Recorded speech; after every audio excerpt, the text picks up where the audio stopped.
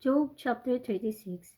Elihu also proceeded and said, Suffer me a little, and I will shew thee that I have yet to speak on God's behalf.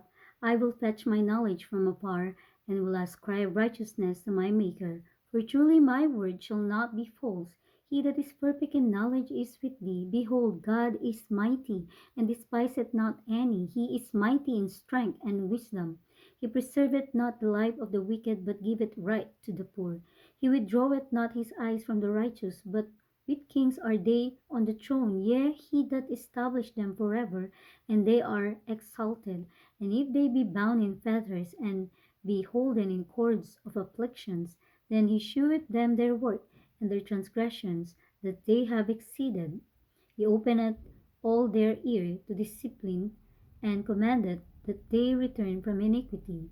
If they obey and serve him, they shall spend their days in prosperity, and their years in pleasures. But if they obey not, they shall perish by the sword, and they shall die without knowledge.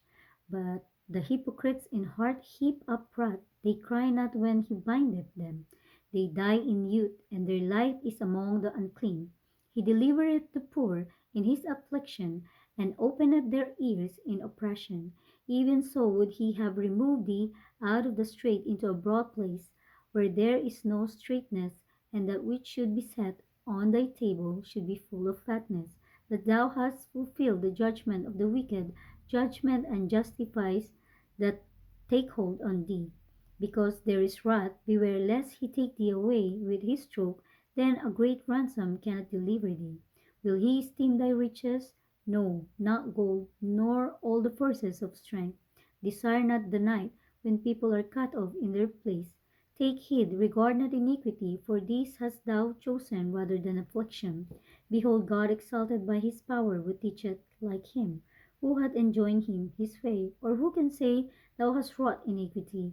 Remember that thou magnify his work, which men behold. Every man may see it. Man may behold it afar off. Behold, God is great, and we know him not.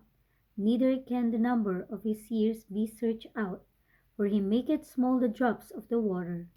They pour down rain according to the vapor thereof, which the clouds do drop and distill upon man abundantly. Also can any understand the spreading of the clouds, or the noise of his tabernacle? Behold, he spreadeth his light upon it, and covereth the bottom of the sea.